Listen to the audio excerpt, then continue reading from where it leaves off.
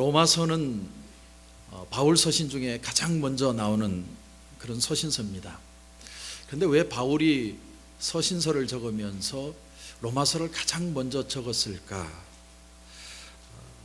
어떤 분은 이런 얘기를 합니다. 바울이 제일 먼저 로마서를 쓴 이유는 로마서가 제일 먼저 적혔기 때문이다. 그렇게 표현을 했습니다. 죄송하지만 가장 먼저 적힌 신약의 서신은 데살로니가 전서입니다. 데살로니가 전서를 가장 먼저 적었고 심지어는 마태, 마가, 누가, 요한복음보다도 더 빨리 적었습니다. 목사님 좀 이상하지 않습니까? 예수님의 제자들이 먼저 성경 적고 그 다음에 사도 바울이 적지 않았습니까? 그런데 예수님의 제자들은 주님이 내가 가면 너희들에게 곧 오리라 그 말씀을 곧이곧대로 믿었기 때문에 그들은 예수님이 자기들이 살아있을 때 오실 줄 알았습니다. 그래서 무슨 글을 적고 무슨 준비를 하고 이게 중요한 게 아니라 빨리 주님 오시옵소서 그런 마음으로 사는 거죠. 그러다가 보니까 사도 바울이 데살로니가 전서를 적고 서신서를 적는데 주님은 오시지 않습니다. 그때서야 제자들이 사복음서를 적게 되었습니다. 그래서 가장 먼저 적힌 것이 시간적으로 로마서였기 때문에 적힌 것은 아닙니다. 여러분, 그렇다면 로마서가 바울의 서신서 가운데 가장 첫 번째로 위치한 이유가 무엇인가? 어떤 분은 또 이런 얘기를 합니다. 전체가 16장으로 되어 있는데 가장 길기 때문에 로마서가 처음에 적혔다. 이것은 논할 가치도 없는 얘기입니다. 그다음에 진짜로 로마서가 가장 먼저 바울 서신서 중에 적힌 이유가 뭔가? 그것은요, 로마서가 가장 중요하기 때문에 그렇습니다. 여러분, 성경을 편집한 사람들이 사복음서를 적고 그 다음에 역사서인 사도행전을 적고 난 뒤에 순서를 넣은 뒤에 서신서 중에 어떤 걸 가장 먼저 넣을까?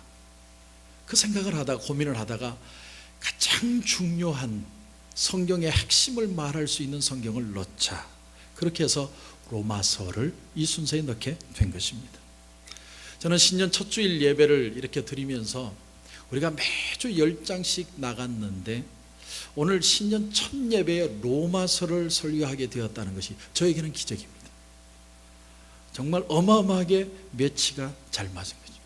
로마서는 모든 성경의 핵심입니다. 뼈대입니다. 사람이 뼈가 없으면 살아갈 수 없듯이 성경의 복음의 진수는 로마서에 들어있습니다. 그래서 로마서 신앙 위에 서지 않으면 우리는 자꾸 흔들릴 수밖에 없다는 겁니다. 로마서의 핵심 주제는 하나입니다. 죄인을 향한 하나님의 구원입니다. 모든 사람이 죄인이라고 얘기를 하면서 죄인에게는 구원이 필요하다. 그래서 사도행전 4장 12절에 보면 다른 이로서는 구원을 받을 수 없나니 천하 사람 중에 구원을 받을 만한 다른 이름을 우리에게 주신 일이 없습니다. 오직 예수 그리스도를 통해서 사람은 모두가 죄인이고 죄인은 구원이 필요한데 그 구원은 예수 그리스도를 통해서만 일어날 수 있다. 여러분, 이것이 복음이고 성경의 가장 중요한 핵심입니다. 제가 매주 설교를 하면서 이런 말도 하고 저런 말도 하고 이것도 하고 저것도 하지만 가장 중요한 건 하나밖에 없습니다. 예수 그리스도만이 우리의 삶의 진정한 이유다. 종교다원주의자들은 말하기를 예수님 외에도 다른 길이, 구원의 길이 있다고 표현을 합니다. 그런데 여러분, 이건 틀린 말이에요. 어쩌면 종교다원적인 생각이 이단보다도 사실은 더 나쁘다고 생각해요. 그것은 예수님을 무시하기 때문에 예수 외에는 복음에는 의미가 없습니다. 주님은 우리에게 분명히 말씀했습니다. 내가 곧 길이요 진리요 생명이니 나로 말미암지 않고는 아버지께로 올 자가 한 사람도 없습니다. 영어 성경에 보면 분명하게 되어 있습니다. The way, the truth, the life. 내가 곧 유일한 길이요 유일한 진리요 유일한 생명이기 때문에 나 외에는 길이 없다.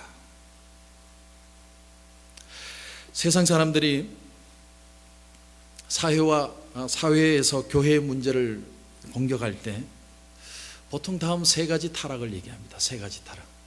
첫 번째는 목사들이 타락했다.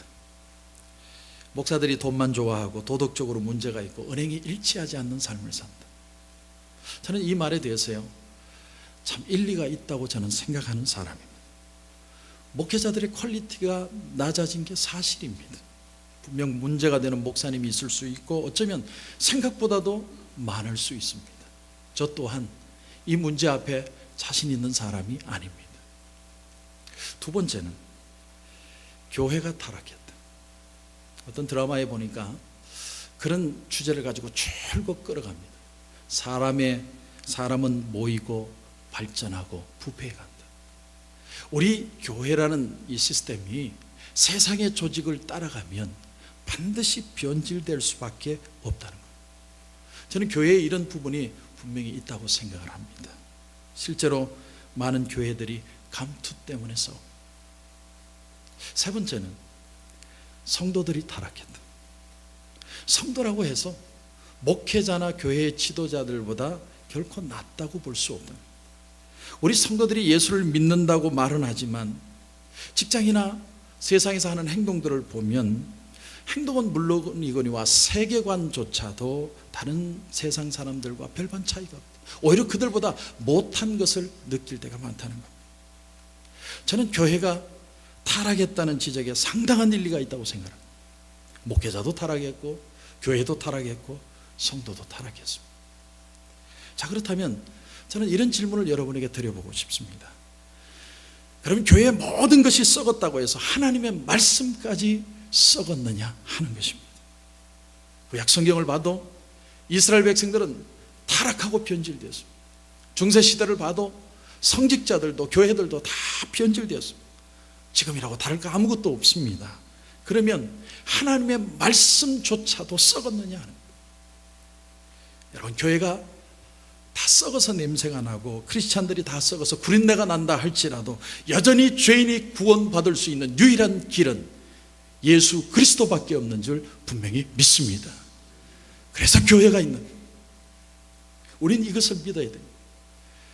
마치 보석처럼 로마서의 가장 핵심되는 구절 하나가 있는데 저도 어제 말씀을 뽑았더니 그 말씀이 뽑혔습니다. 로마서 1장 16절 말씀. 내가 복음을 부끄러워하지 아니하노니 이 복음은 모든 믿는 자들에게 구원을 주시는 하나님의 능력이 됨이라. 할렐루야. 이것이 바로 우리 그리스도인 된 삶의 이유입니다. 우리가 복음을 부끄러워하지 않는 이유, 복음만이 믿는 자에게 구원을 주시는 하나님의 능력이 된다. 여러분, 이거 하나 때문에 교회도 있고 목사도 있고 성도도 계속해서 존재하게 되는 것입니다. 여러분, 오늘 말씀 6절을 한번 보십시오. 6절.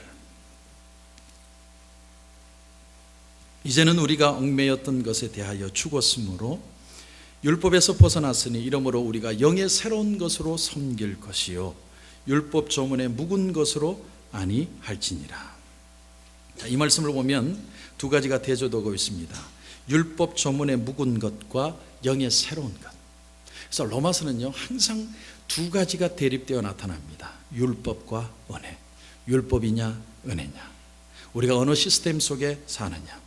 율법 아래 무엇을 지켜야만 한다는 생각의 시스템 속에 사는 사람과 은혜를 알고 예수 믿는 기쁨을 알고 나서 이제는 하나님의 풍족한 은혜 속에서 살아가는 것. 이 두 가지 삶이 계속해서 로마서에는 대조되어 나옵니다. 근데 이 문제를 오늘 우리가 읽지는 않았지만 사도 바울은 결혼에 비유해서 설명을 하고 있습니다. 이 부분을 이동원 목사님의 로마서 강의 책을 보니까 아주 잘 설명을 했습니다. 그래서 제가 하는 것보다는 그분의 글을 표현하는 게 더 낫겠다 생각해서 한번 읽어보겠습니다. 어떤 C라는 여인이 L이라는 남자와 결혼해서 살게 되었습니다. 그런데 이 L이라는 남자가 완벽주의자입니다. 모든 면에서 완벽을 추구하는 사람. 처음에는 이 C라는 여인이 L이라는 남자가 아주 존경스러웠습니다. 최근에 연예인 부부들이 나와서 서로 사는 얘기를 하는 그런 한국 프로그램을 보니까 어떤 분이 나왔는데 이분도 여자분인데 대학 교수님이십니다. 그런데도 처음에 남편과 결혼하게 된 동기가 뭐냐면 너무너무 박식해서 인터넷이 없던 시절에 뭘 물어보면 물어본 것보다 더 많이 대답해주는 남편을 보고 존경스러워서 결혼했다. 결혼해서 시댁 식구들과 모이면 시댁 식구들의 하는 얘기는 전부 존경스러운 얘기밖에 없습니다. 근데 그 말로 끝나면 좋겠는데 그분들이 꼭 남편이 자기에게 하는 말이 있다는 겁니다. 니는 그것도 모르나? 학교 어디 나왔나? 맨날 그렇게 구박하. 이 여자분도 대학 교수인데. 그래서 이 여자분이 그 울분을 참다가, 물론 뭐 웃기자고 하는 얘기도 있을 거고 진심도 있을 거라고 생각합니다. 이런 얘기를 했습니다. 네가 아무리 똑똑해도 내가 밥 안 차려주면 너 굶어 죽지 않느냐. 그렇지 않습니까? 사실이거든요. 자, 본문으로 다시 돌아서 엘이라는 남자, 그대의 이름이 엘인데 가정생활 속에서도 철저한 규칙을 정했습니다. 그래서 규칙을 깨뜨린 식구는 철저하게 벌칙을 적용을 합니다. 근데 아내는 잘하면 잘하려고 할수록 더 실수하는 자기 자신을 발견합니다. 점점 모든 면에서 자신감을 잃어가고 마침내는 삶의 의욕까지 다 상실해버려요. 깊은 열등감에 사로잡힌 그녀의 삶은 한마디로 표현하면 지옥이라고 표현하는 게 맞습니다. 그러던 어느 날 그 남편이 죽었습니다.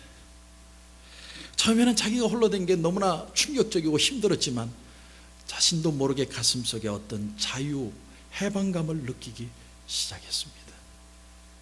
자, 남편이 죽은 지 몇 년 후에 직장의 동료의 소개로 제이라는 남자와 결혼하게 되었습니다. 재혼을 했습니다. 이 제이라는 남자는 교통사고로 죽었던 사람이었는데 다시 살아난 사람. 이런 경험 때문에 그런지 매사에 이의심이 많고 동정심이 많았습니다. 아내가 실수를 해도 그럴 수 있지, 그렇게 이해하는 거예요. 늘 따뜻하게 위로를 베풀어 줍니다. 새로운 남편과의 관계 속에서 이 여인은 점차 잃었던 자신감을 찾아내기를 시작했습니다. 규칙이 없어도 그녀의 새로운 가정에서는 따뜻한 질서가 생기기 시작했습니다. 그녀에게 남편은 이제 더 이상 두려움의 대상이 아니라 한없는 애정의 대상이 되었습니다. 그녀의 삶이 활기로 바뀌기 시작했고 매우 의욕적으로 미래를 향해서 살아가기 시작했습니다. 그래서 오랫동안 행복하게 살았던 것이었습니다. 그런 얘기입니다. 여러분, 여기 C라는 여인이 누굽니까? C라는 여인, 크리스찬입니다. 크리스찬. J라는 남자가 누구냐? 지저스 크라이스트, 예수님이십니다. 우리가 예수님을 만나면, 내가 예수님을 만나기 전에 L이라는 남자, 로우라는 율법이라는 남자가 너무 힘들고 어려웠지만 J라는 그대를 만나는 순간에 내 삶에는 해방과 자신감과 기쁨으로 삶이 바뀌게 되었다는 것입니다. 여러분, 믿는 사람이든 믿지 않는 사람이든 간에 예수님을 확실히 만나지 못한 사람들의 삶의 가장 중요한 규범이 뭐냐면 율법입니다. 율법. 뭐뭐 해라, 이거는 하지 말아라. 늘 그렇게 그 틀 속에 사는 겁니다. 그래서 어떤 분이 그런 얘기를 했습니다. 옛날에 세상에 있을 때는 내가 이것이 죄라, 이건 하지 마라, 그렇게 해서 교회 와서 예수를 믿는데 예수 믿고 나니까 또 이것은 죄다고 하는 게 더 많이 플러스 되었다고. 여러분, 우리가 그런 부담을 가질 때가 얼마나 많습니까?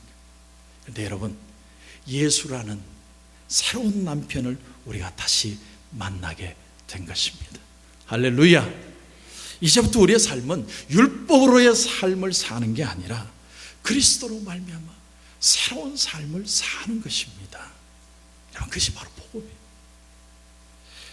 우리는 언제부턴가 기독교의 참 봉사라는 것은 물질적인 것이어야만 한다는 강박관념을 가지기 시작했습니다.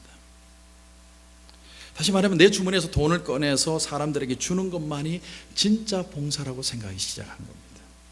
그러다 보니까 세상은 자꾸 바라는 게 뭐냐면 교회가 더 많은 돈을 써야 한다고 얘기하고, 또 세상은 부자들에게 재산을 사회에 환원할 것을 요구하기 시작했고, 돈을 쓰지 않는 것이 문제의 원인이고 돈만 쓰면 세상의 모든 문제는 해결될 수 있다고 사람들의 생각이 바뀌기 시작했습니다.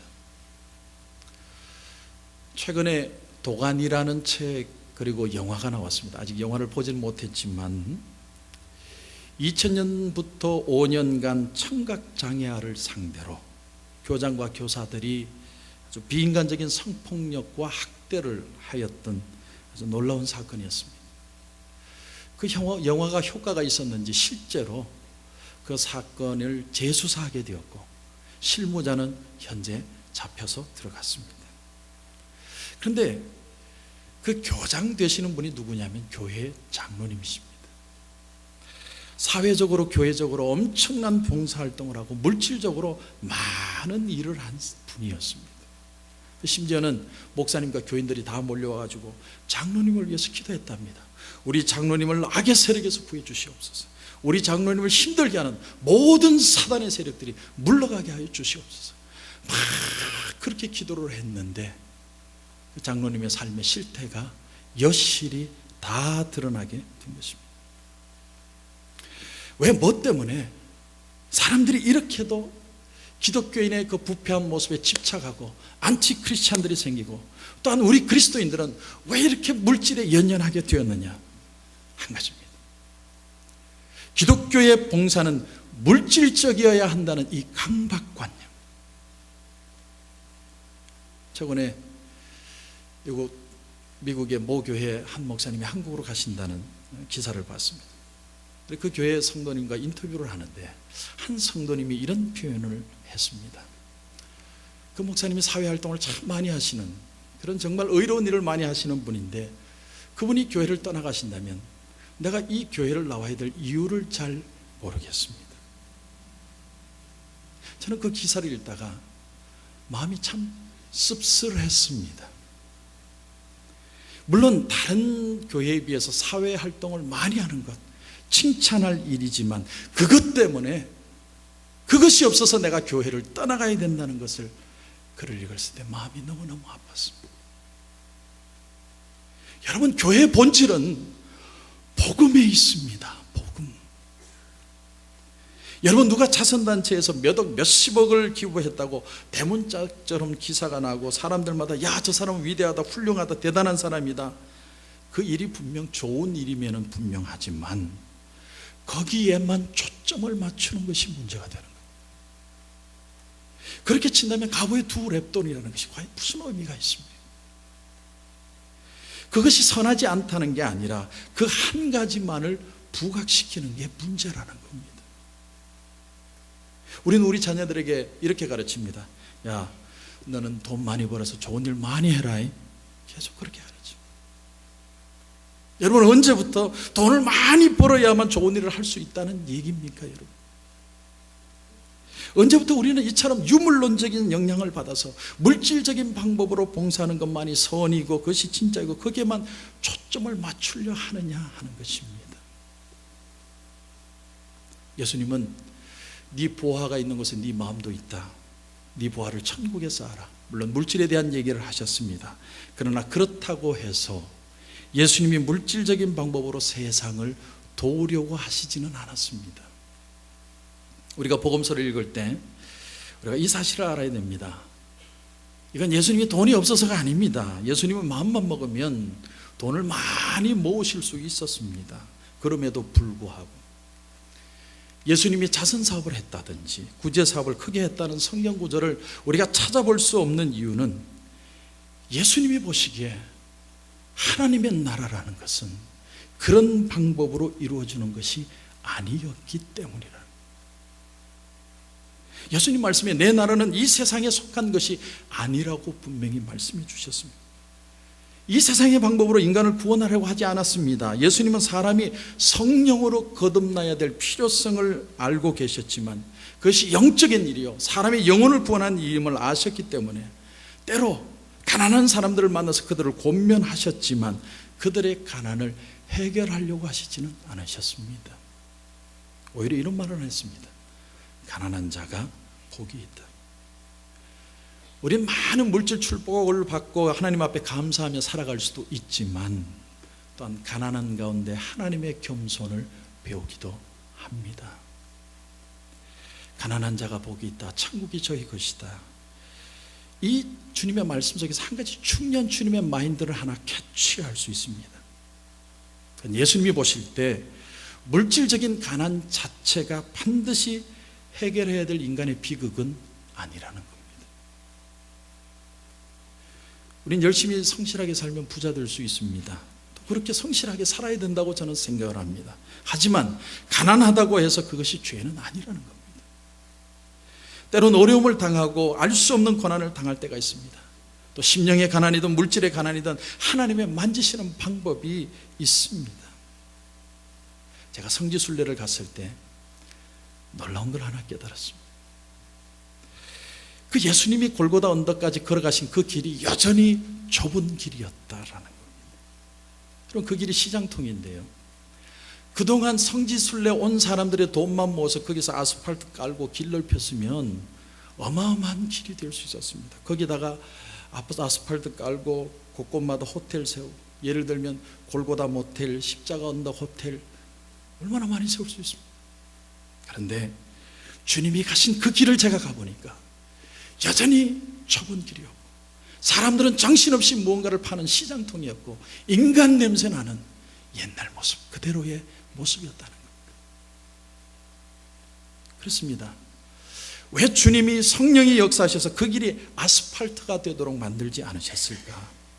한 가지.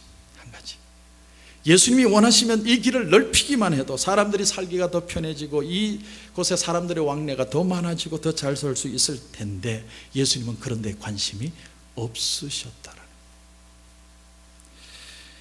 예수님이 사람들의 삶을 질을 개선시키려고 노력하지 않았습니다. 만약에 예수님이 가난의 문제를 해결하려고 사회 정의를 실현하기 위해서 부르짖었다면 정치운동 하셨어야죠. 국회의원이 되셔야 되겠죠. 그러나 예수님은 그렇게 안 했습니다. 예수님은요, 십자가를 지셨습니다. 십자가의 길을 선택했습니다. 심지어는 제자들도 이것을 이해하지 못해서 예수님이 십자가를 지려는 것을 막았습니다. 방해했습니다. 그분이 십자가를 지신 진정한 의미, 우리 다시 생각해야 돼요. 다시. 제자들은 예수님이 부활하신 후에야 그걸 깨닫게 되었고, 그리고 그것을 위하여 그들의 전 인생을 바쳤습니다.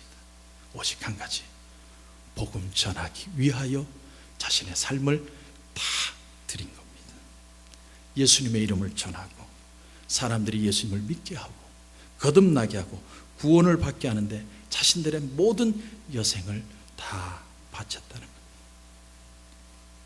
오늘 말씀의 6절을 다시 한번 보십시오. 6절 하반절을 보니까 이런 말씀이 나옵니다. 영의 새로운 것으로 섬길 것이요, 이렇게 표현을 합니다. 짧은 구절이지만 대단히 중요한 구절입니다. Serving in the Spirit, 성령 안에서 서빙합니다. 여러분, serve라는 말에서 service라는 말이 생겼습니다. service라는 말에는 예배라는 뜻도 있고 봉사라는 뜻도 있습니다. 예배와 봉사가 구분된 게 아닙니다. 성경은 두 개를 구별하지 않습니다. 하나님을 예배하는 것이나 믿음으로 봉사하는 것이나 두 개가 다 똑같이 서비스라는 것입니다. 섬긴다는 건 같다는 거예요. 우리는 베드로, 안드레, 야고보, 요한, 그들이 배와 거물을 포기하고 주님을 따르는 것을 대단히 중요하게 생각하지만 그 이후에도 예수님을 따라갔다는 사실에 대해서는 별로 중요하게 생각하지 않습니다. 제가 새벽 4시 반만 되면 시계 종소리가 울리고 눈 비비고 일어나는데 제 자신이 그렇습니다. 오늘도 내가 주님의 일을 한다고 간다, 할렐루야, 이렇게 안 일어납니다. 어떤 놈이 새벽기도 만들어가지고 내가 오늘 또 새벽기도 가야 돼, 이런 마음으로 일어납니다. 지난주간 어느 날은 제가 특수기간까지 껴서 너무너무 피곤한데 9시가 되어서 9시 반까지 출근을 해야 되는데 막 집사람이 목사님 교회 가시, 시끄러, 나 안 가, 자야 돼. 여러분, 어떤 분은 농담으로 그런 얘기도 합니다. 나 새벽기도가 싫어서 목사 안 한다. 농담이겠죠? 농담. 여러분, 우리는 누군가가 돈을 기부했다거나 또 누가 가서 집을 지어주었다거나 그런 일을 할 때 좋은 일 한다, 멋있는 일을 한다 생각할지 모르지만, 하지만 우리가 신앙 안에서 오늘 하루도 적은 일이라도 봉사하는 일에 대해서는 그게 그렇게 대단한 건가? 자기 믿음에 그냥 하는 거겠지. 영적인 차원에서 봉사하는 것에 대해서는 별로 가치를 두지 않습니다. 그런데 여러분, 오늘 말씀 6절을 다시 한번 봅니다. 다시 한번 보면 우리가 영의 새로운 것으로 섬길 것이요 율법 조문에 묵은 것으로 아니할지니라. 이것이 우리 그리스도인들에게 우리가 어떻게 하는 것이 정말 사람을 돕는 것이고, 어떻게 하는 것이 사람의 영혼을 살리는 것이고, 어떻게 하는 것이 예수님의 정신을 증거하는 것이냐, 아주 귀한 단서가 되는 성경 구절입니다. 우리가 돈을 기부하든 시간을 하든 목회자가 되든 평신도든 적어도 믿음으로 섬기는 일만 정말 사람들에게 감동이 되고 은혜가 되고 생명이 되고 하나님의 영광이 나타나게 된다는 사실입니다. 그러므로 우리가 어떻게 해야 되느냐? In the Holy Spirit, 성령 안에서, 성령 안에서 예배하고 성령 의지하여 섬기고 성령 안에서 봉사하는 것만 참 생명이 되고 은혜가 되고 예수 안에 참 가치 있는 삶이 될 수 있다는 거예요. 여러분, 유대 나라 사람들은요, 율법에 기록된 항목 하나하나를 다 지키려고 발버둥을 친 사람들. 우리도 과거에 은혜를 받지 못할 때는 율법의 규정에 매여 살았던 종살이하던 사람들. 여기 율법 조문에 묵은 것이라는 단어의 뜻은 돌이나 종이에 새긴 율법을 말합니다. 그 율법 지키려고 무려 600가지 이상, 안식일날 지켜야 될 사항 600가지 이상을 만들었습니다. 도무지 정신도 못 차리면서 그것을 지켜야 된다는 생각에 살아가는 우울한 사람들이 유대인들이었습니다. 자기가 자기 자신을 올가매고 또한 거기서 헤어나오지도 못하는 그런 법을 만든 겁니다. 그런데 우리의 영의 새로운 것으로 섬길 것이요, 이제는 이 법이 밖에 있는 것이 아니라 내 마음속에 새겨졌다는 겁니다. 내 마음속에. 그래서 날마다 생각하는 게 뭐냐면, 내 새 신랑 되신 예수님, 그 예수님이 어떻게 하시면 기뻐하실까? 예수님이 어떻게 하시면 나와 함께 하실까? 살아가야 될 이유가 달라진 겁니다, 여러분. 그래서 성령으로 하여금 주시는 평안으로, 그 능력으로 이 주님의 일을 감당하게 되는 것입니다. 여러분, 그게 복음이에요. 복음은 바로 여기에 있는 것입니다. 저는 이 복음의 자유함이 저와 여러분 가운데 풍성하시기를 주님의 이름으로 축원합니다. 근데 혹시나 아직까지도 그래도 지킬 건 지켜야지 이런 마음이 드시는 분이 있습니까? 저는 아버지가 목사님입니다. 엄격한 보수 장로교단에서 자랐습니다. 다시 말하면 보수 골통파입니다. 나는 지키기 싫어도 율법 속에 살았던 사람. 31살 될 때까지 내가 하나님 말씀 안 지키면 벌 받을 텐데, 마른 하늘에 날벼락이 떨어져 맞아 죽을 텐데 맨날 그러고 살았습니다. 얼마나 힘들었는지 아십니까, 여러분? 나도 눈물 콧물 흘려봤고요. 산에 가서 내가 소나무는 안 뽑아봤어도 돌은 들었다 놨다 해봤습니다. 그런데 그때뿐이에요. 돌아서면 죄 짓고 돌아서면 실수하고. 여러분, 인간이 다 그렇지 않습니까? 그래서 날마다 저에게 하는 말이 뭐냐면, 나는 못난 놈, 지지리도 못난 놈, 바보 같은 놈, 저주받을 놈, 맨날 그러고 살았습니다. 얼마나 예수 믿는 게 우울했는지 모릅니다, 여러분. 그러다가 신대원 3학년 때 제가 마지막 졸업하는 그 학기에 채플에 가서 밤 12시에 한 3시간을 하나님 앞에 그렇게 울었습니다. 하나님 아버지의 사랑, 주님의 사랑, 나같이 못난 놈도 사랑하시는 주님의 사랑, 기다려주시는 사랑, 나를 끝까지 포기하지 않으시는 그 사랑, 그 사랑의 무게에 울고 또 울었습니다. 지금도 새벽 제단에 기도하면, 하나님 어떻게 하면 좋습니까? 어떻게 하면 좋을까요? 제가 그렇게 기도합니다. 그때마다 하나님이 제게 주시는 말씀이 뭐냐면, 네가 하냐? 내가 하지. 네가 하는 줄 알아? 내가 하는 거예요. 존 버니어는 죄인의 괴수에게 넘치는 하나님의 은혜라는 책 속에서 자기가 거의 18개월 동안이나 엄청난 무서운 죄의식의 고뇌 속에 얼마나 잡혔던지 저 들판에 있는 기러기가 부러워 보였다고 했습니다. 자기가 얼마나 못나고 큰 죄인인지, 율법 앞에 서니까 죄는 살아나고 자기는 죽어버리는 엄청난 무게가 자기를 누르더라고요. 근데 그런가 하면 오늘날 우리 현대교회를 한번 보십시오. 정반대 현상이 일어나고 있습니다. 죄인은 많은데 죄의식은 희박합니다. 많은 성도들이 이 가슴에 묵은 땅을 기경하려고 하지 않습니다. 마음속에 있는 이 가시덤불을 뽑아내려고 하지 않습니다. 겉으로 보이는 것들에 열광하고 겉으로 보이는 것 때문에 절망합니다. 예수님이 요한복음에서 이런 말씀을 주셨습니다. 살리는 것은 영이니 육은 무익하니라. 살린다는 말은 포괄적인 의미가 있습니다. 사람을 멸망에서 구원하는 것도 있지만 우리의 마음에 기쁨도 주시고 죽음의 유혹에서 모든 절망에서 다시 자유하고 생명의 기준함과 소망함과 다시 한번 열정을 가지고 살아날 수 있게 하는 생명의 역사를 일으키는 모든 것을 가리켜서 살린다, 이렇게 표현을 합니다. 말씀을 정리합니다. 사람은 떡으로만 세상을 사는 게 아닙니다. 사람에겐 정신적인 영역이 있습니다. 때로 TV를 보다 보면 가수들이 노래를 부르는데 그 노래 듣다가 사람들 우는 사람들이 있습니다. 가사에 매료되어서 노래에 매료되어서 우는 겁니다. 저는 그걸 볼 때마다 한 가지 깨닫습니다. 사람은 먹는 것만 갖고 사는 게 아니라 인간의 정신적인 영역이 있다. 한 가수가 노래 부르는 걸 통해서 사람이 운다고 한다면 주님이 십자가에 달려 죽으심으로 이루신 이 구원의 상권, 이 하나님의 말씀의 능력이라는 것이 얼마나 놀라운 것이냐 하는 것입니다. 모든 게 썩어간다고 사람들이 한탄합니다. 그러나 우리에게는 아직도 희망이 있습니다. 그래서 내가 죽고 내 속에 주님이 새 신랑으로 살아나셨기 때문에 이게 우리가 세상 사는 목적입니다. 이거 말고 우리가 사는 이유가 없습니다. 믿음으로 하는 일을 여러분 얕잡아 보지 마십시오.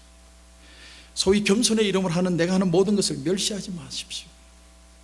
세상은 신앙적인 것을 이해하지 못하고 그걸 귀중하게 여기지 않습니다. 그러나 성경은 우리가 영으로 섬겨야 한다고 분명히 얘기했습니다. Serve in the Holy Spirit.